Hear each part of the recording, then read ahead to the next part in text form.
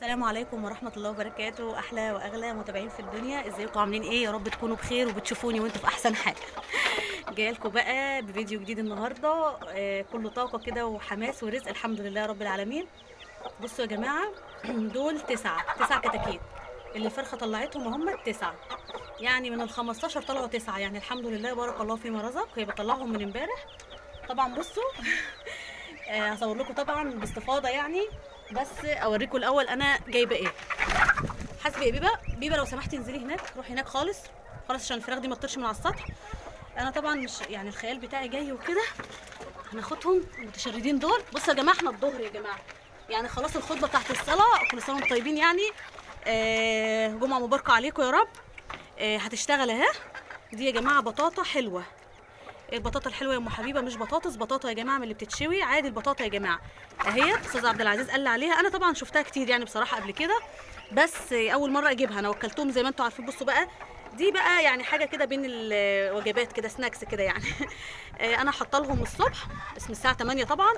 انا لسه بس مطلعه الفراخ دي عشان الجو، قلت الجو بس يحرر كده شويه وبعدين اطلعها عشان ما ياخدوش برضه، ده لسه يعني عمر يوم يعتبر.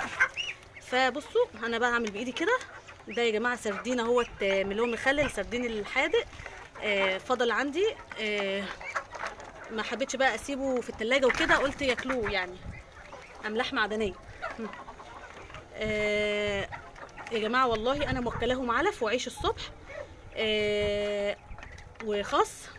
وبصوا هما اصلا يعني بطنهم مليانه على اخرها، بس قلت دي حاجه بين الوجبات كده، الخضار ده يعني ما يبقاش وجبه اساسيه. واكلين والله العظيم علف التسمين 21 الصبح. البط والفراخ. انتوا عارفين طبعا ان انا بطلع البط الاول وبعد كده بطلع الفراخ. وكلت البط علف وبعد كده وكلته عيش. والفراخ نفس القصه، ياكلوا شويه العلف بتوعهم شويه حلوين يعني، اتوصيت بيهم النهارده. ووكلتهم عيش بقى وخس وكده يعني. وعملت لهم البطاطا الكميه اللي انتوا شفتوهم دول يا جماعه، 3 بطاطات متوسطين الحجم، مش كبار قوي كمان يعني. والله العظيم ما كانوش كبار قوي. روحي هناك ابعدوا عنهم.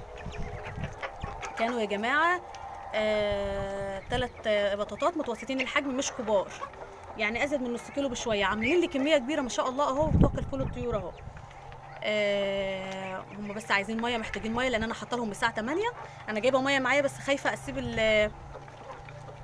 حبيبه، في ازازه ميه على السلم هاتيها. ارجعي ارجعي، والله ما هديكي فرصه.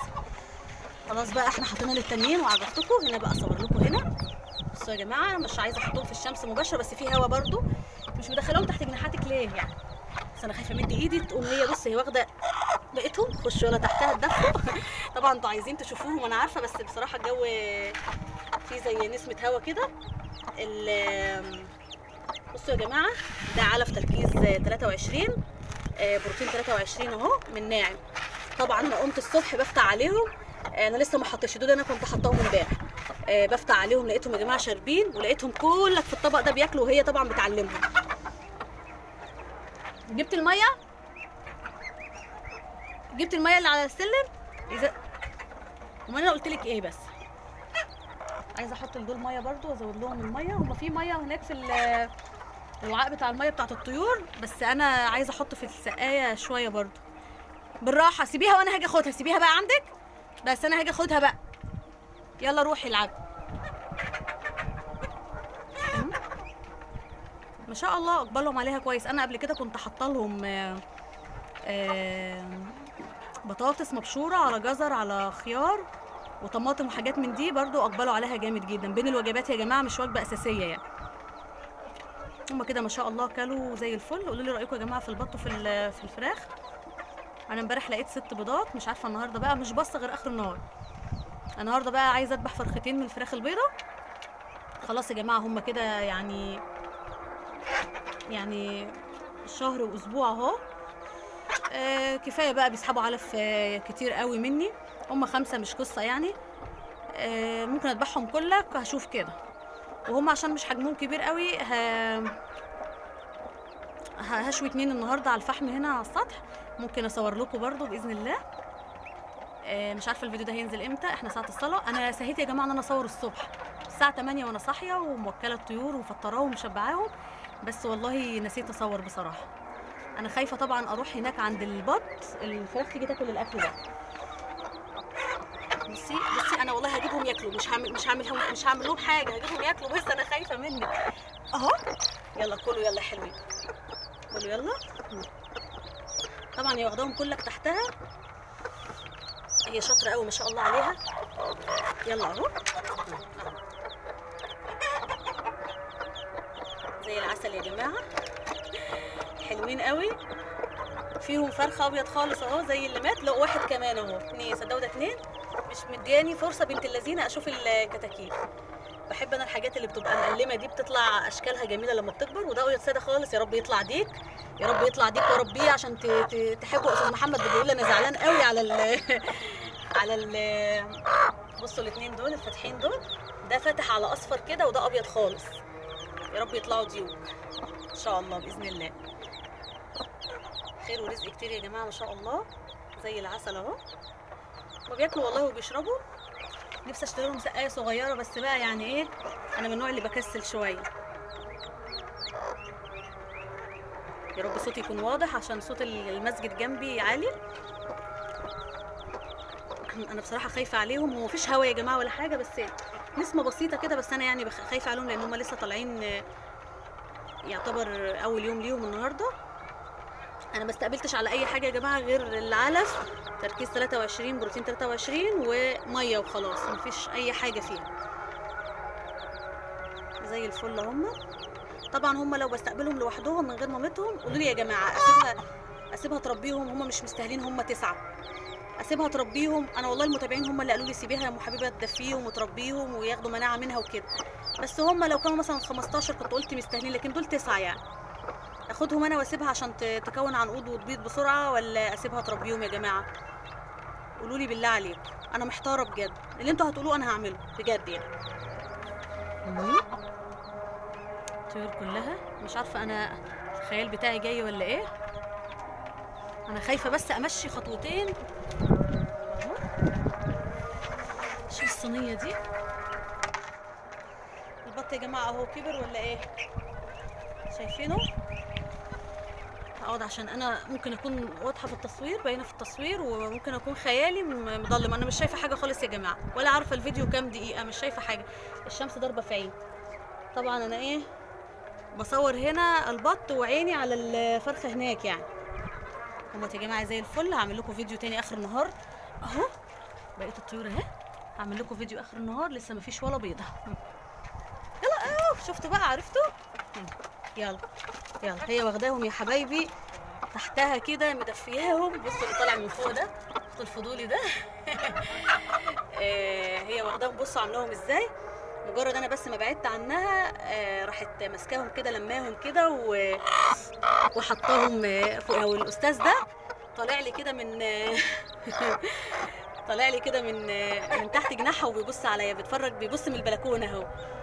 بصوا انا اول مره اسيب فرخه تربي الكتاكيت، فعشان كده اول مره اشوف الالفه دي والحنان ده، فعجبني اول موضوع يا جماعه. روحي يا شيخه بقى روحي،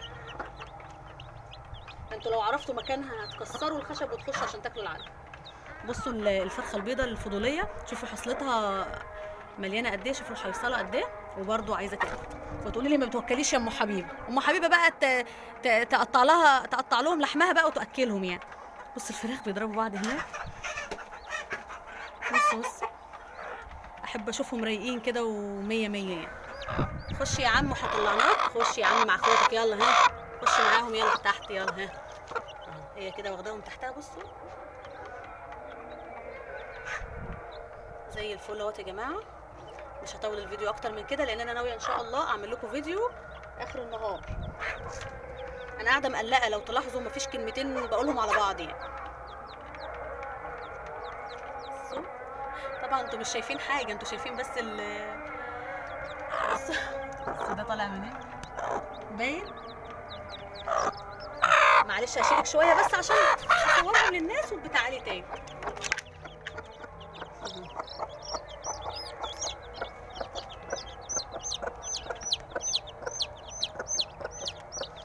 الكاميرا مش نظيفه ولا ايه؟ روحي كلوا البطاطا والبصل والسردين والبقايا بتاعه الاكل، وجايين بقى هنا يتسلوا على العلف ده. هما بياكلوا يا جماعه ما شاء الله، انا شفتهم والله بياكلوا زي الفل اهو، بس الوانهم جميله جدا. الاستاذ عبد العزيز بيقول لي الديك اللي عندك ده فيومي ذهبي تقريبا يعني، ولو جاب لو انتاجه مع الفرخه دي جاب فرخات يعني هيكونوا فيومي ذهبي، نوع حلو وهو بيحبه يعني.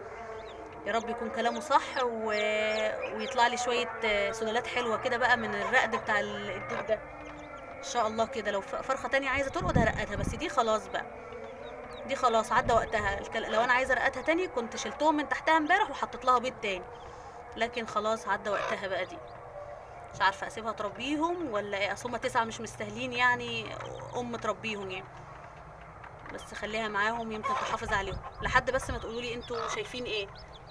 انا كنت حاطه تحتها يا جماعه 15 بيضه، طلعت 9 بس بنت اللذين، بس خير ورزق كتير الحمد لله، بارك الله فيما رزق.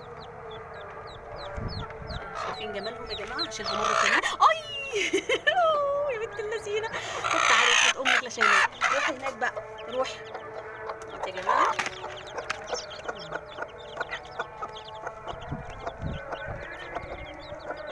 انت كده قعدتي وما خدتهمش تحتك، يعني ايه بقى اللي حصل؟ ولا هما قدام عينك انت شايفاهم؟ اجيب لك ده هنا كده. عسل يا جماعه. اكتر حاجه بتفرحني في الحياه الطيور الصغيره دي، يعني اكتر حاجه. سبحانك يا رب، بس كده كده. شفت قاعد فين؟ طب اطلع يا عم هنا، ها يلا. ما شاء الله، ها اهو. ما شاء الله زي العسل. تعالى عند ماما، اطلعوا عند ماما يلا، ها يلا اطلعوا عند ماما يلا. ماما اللي عماله تعض فيا على اخرها. ما شاء الله ما شاء الله زي العسل. تلاقوني فرحانه زي الاطفال كده عشان اول مره فرخه تربي عيالها وتبقى معاهم كده. انا كنت والله بقطفهم كده يعني اول باول، الفرخه اللي تطلع اخدها واسيب البيض بتاعتها لحد ما يخلص وهكذا. حطيت لي واحده تانية في فرخه تانية هبقى اصورها اوريها لكم، لونها احمر كده، حطيت رقتها مرتين وقطفت بص ايه ده. ماشي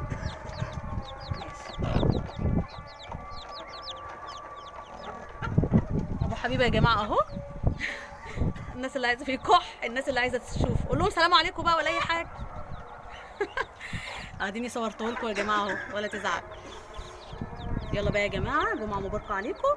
هصور لكم فيديو ان شاء الله اخر النهار باذن الله وانا بشوي الفراخ كده. جمعه مباركه عليكم، بحبكم كلكم، بحبكم في الله، والسلام عليكم ورحمه الله وبركاته.